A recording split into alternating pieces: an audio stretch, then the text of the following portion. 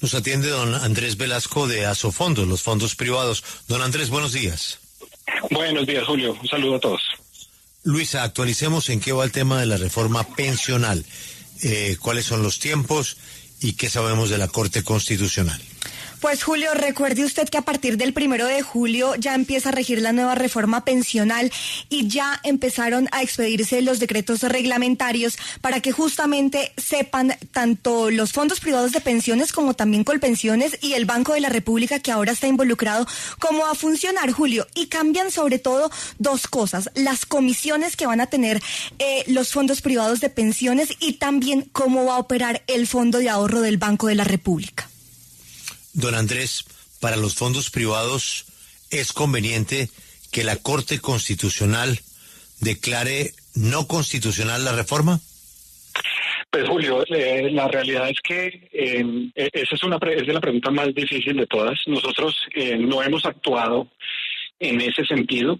Estamos esperando que la Corte, pues en su sabiduría e independencia, tome la decisión que considere más pertinente. Por ahora lo que estamos haciendo es implementando la reforma como está y preparándonos para estar listos el 1 de julio cuando entre en vigencia, y estar listos para atender a los cerca de 20 millones de afiliados que tenemos en este momento. Mire, hay un tema y es el tema de las comisiones, que fue muy discutido en la discusión en el Congreso de la República sobre cuánto van a ganar ahora en los fondos privados de pensiones por administrar los ahorros de los colombianos. Y en estos decretos que han salido en los últimos días, pues lo que vemos es que les bajaron las comisiones que se habían comprometido a tener en la reforma durante el Congreso. Es decir, ¿con esto les están haciendo conejo a ustedes como fondos privados? Las comisiones que quedaron aprobadas en la discusión del Congreso fueron 3 comisiones. Una comisión sobre la administración de saldos, que había quedado hasta el 0,7%. Para nosotros esa comisión no tenía posibilidades de ser reglamentada. Una segunda comisión sobre los nuevos flujos a recibir sobre cotizaciones por encima de 2.3 salarios mínimos, y una comisión sobre desempeño. El Gobierno Nacional publicó hace una semana un proyecto de decreto reglamentario en el que reduce en el corto plazo de 0.7 a 0.55 la primera comisión. La segunda comisión empieza en 0,8 y llega a 0% en los próximos 20 años, y se anuncia de nuevo la comisión por desempeño, que todavía no ha sido reglamentada.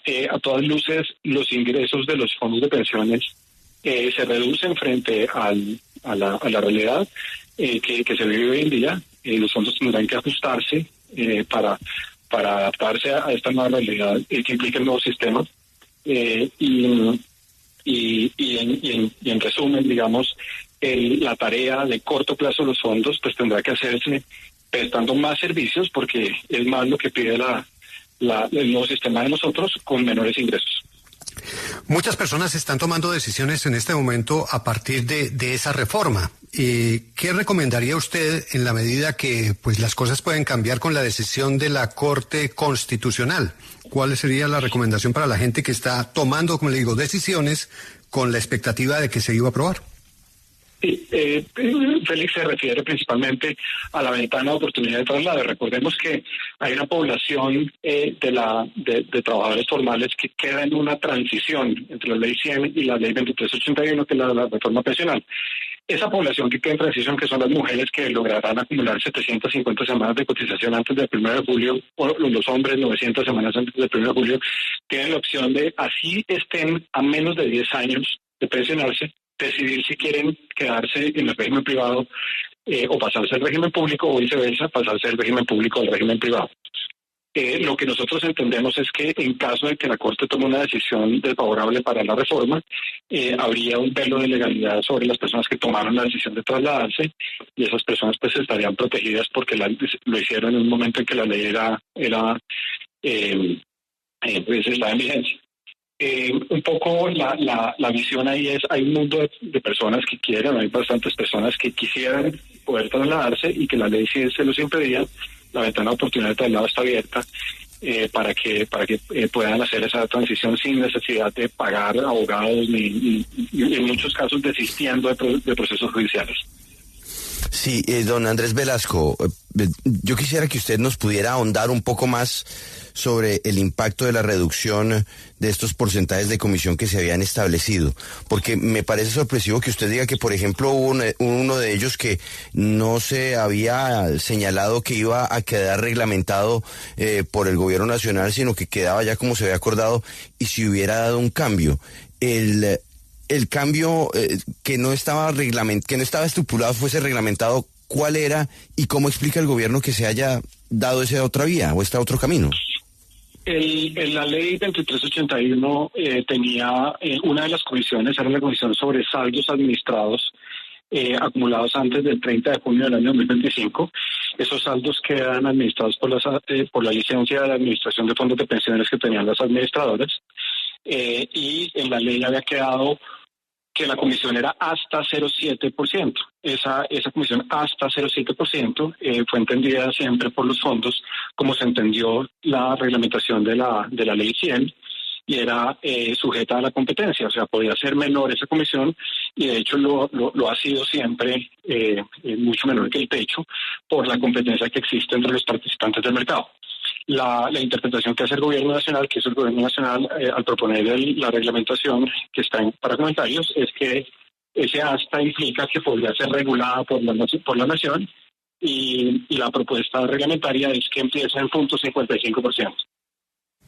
Sí, doctor Velasco, para quienes están en transición, en el régimen de transición, cobijados precisamente por tener más de 750 semanas en el caso de las mujeres o 900 semanas en el caso de los hombres, ¿deben en este preciso momento hacer qué? Y si estaban ya en Colpensiones, ¿siguen en Colpensiones? ¿Cómo va a ser eso? Sí, para las personas que están en transición, la pregunta es si están en el fondo que más les conviene o están en el esquema que más les conviene estar.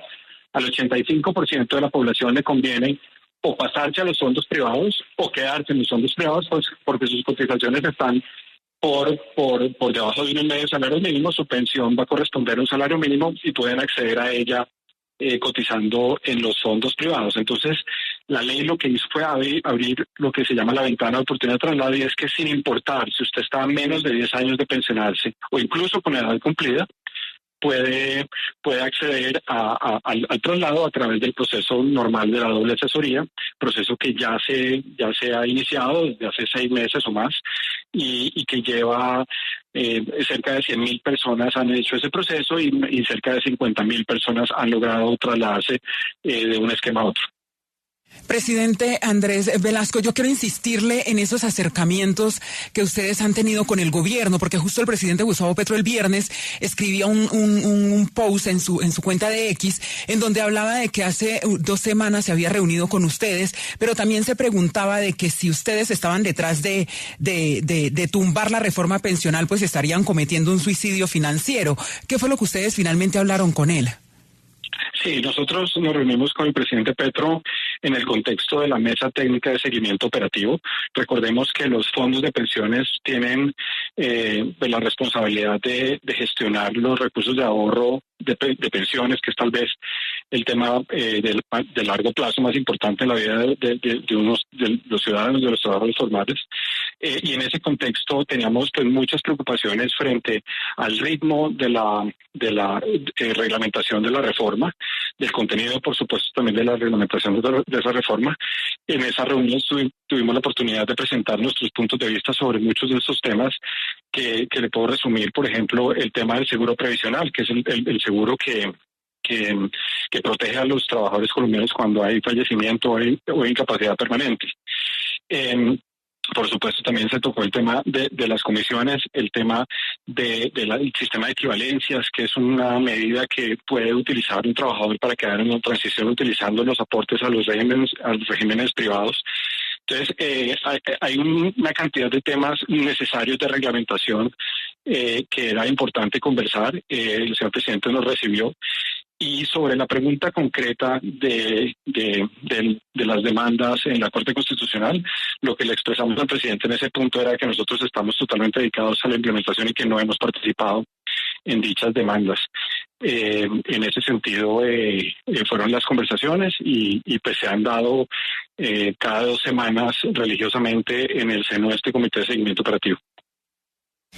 Hay un tema que se discutió mucho durante el debate en el Congreso de la República y es que Colpensiones pues ahora va a tener muchísimos más ahorros de los que estaba acostumbrado a manejar y por eso justamente el Banco de la República va a pues administrar esos recursos excedentes. Ya salió esa reglamentación de cómo va a operar. ¿Ustedes quedan tranquilos con los ahorros de los trabajadores que van a tener ahora en Colpensiones con esta reglamentación? Entonces, hasta ahora han salido 4 decretos, los últimos 2 en las últimas 2 semanas, lo cual es muy bueno que la reglamentación ya esté saliendo, porque pues quedan 4 meses para el 1 de julio y necesitamos estar listos.